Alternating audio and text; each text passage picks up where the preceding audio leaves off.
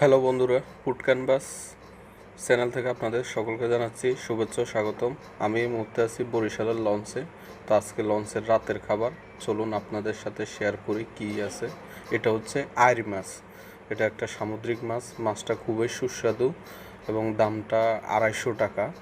খুবই সুস্বাদু একটা মাছ। আর এখানে হচ্ছে এক বল ভাত, যেটা হচ্ছে 70 টাকা। আর পাশে রাখা আছে ডাউল, মুসুর ডাউল, একদম ঘন করে রান্না, যেটা হচ্ছে এখানে আমরা সচরাচর দেখি যে ডাউলে পানি দেওয়া, এখানে কোনো পানি নাই। খুবই দেখেন গ্রেভিটা এত মজা। তো আপনারা কখনো হচ্ছে ট্রাই করবেন, এটা লঞ্চে থাকলে ট্রাই করবেন আর কি। খুবই সুস্বাদু একটা খাবার ডাউলটা। লঞ্চের একটা সেরা মানে বলে আর কি, শুনলাম যে লঞ্চের ডাউলটা না খালেই নয়।